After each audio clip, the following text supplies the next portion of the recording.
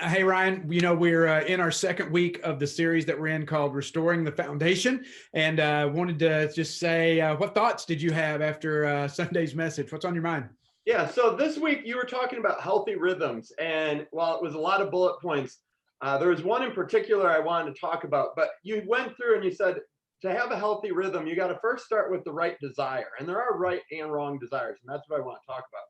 But then you have to have intention. Yeah, but hold on. Before you jump into these, I have to admit, I've now developed that list a little bit better and Yeah, come up with a nice acronym for people to remember. So for healthy rhythms, you got to have a good diet, DIETT. You ready for this? yeah. Started with desire, which you mentioned. Second one is intention.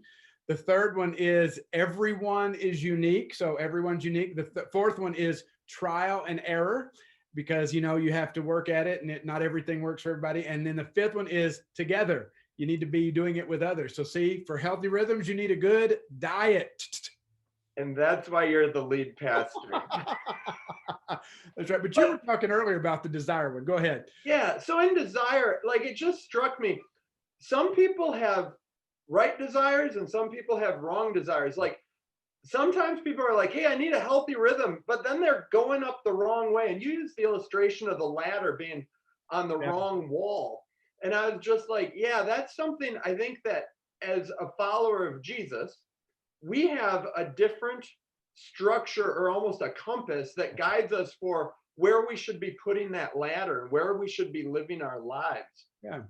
Well, And even Jesus in Matthew 6 and across his ministry, he talked about how the tug, the pull of all these other desires that we're going to have that are going to be competing with that spiritual desire or for that first place in our lives. yeah, and so it's common, especially where we live here on most of us, the west side of Des Moines. We have this draw to have our lives be very comfortable, be very safe, to have the things that we need. Everything is a click away on Amazon or Walmart or whatever it is. We want to have fame. We do like to be liked, and people know us, and our cars are nice and they're clean and our houses look good. And we can, if we're get caught in the rat race, we end up spinning wheels trying to maintain all of this stuff. And that's when our rhythms get out of whack almost. Yeah, and I think the reason we wanted to approach this foundation series was to just remind people that those things are always going to be there.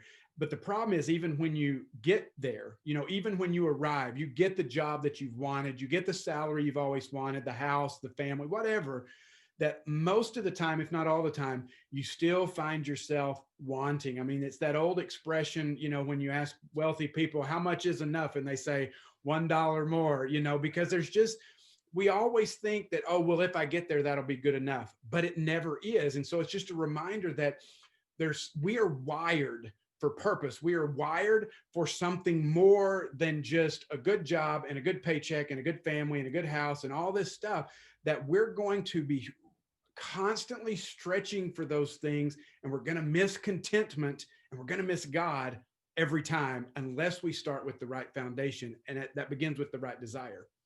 Right. And I think that that's why, as followers of Jesus, we go to church. Ultimately, this whole series is about everything starts with God. And I think that's what makes it different. If you say, I'm a Christian, you live your life a different way because God is the one that orients where your desires should be, so that you start putting your intention in the right way. You don't get to the end of your life and go, Yeah. I missed it. And two, we want to remind people that, having a good job is not a sin. Having money is not a sin. Having nice stuff, those things aren't wrong. We just want to say, just put them in the right priority. Just make sure that in this life that you're living, that you're creating that space to commune, to talk to breathe with the one who made you, the one who can remind you of why you're here, and that he loves you, and that your life is more than just running after the mighty dollar, that there's greater things that he has for you, and it's living in relationship with him. Yeah, absolutely, Brent. So thank you for that message. I hope all of you watching understand right now, while flipping the calendar doesn't do anything magical and changing your lives, it is a great time to maybe hit reset, evaluate some things in your lives, and say, okay, how can I put God as my foundation, and then establish a whole set of rhythms that allow you to have a healthy 2021. Absolutely.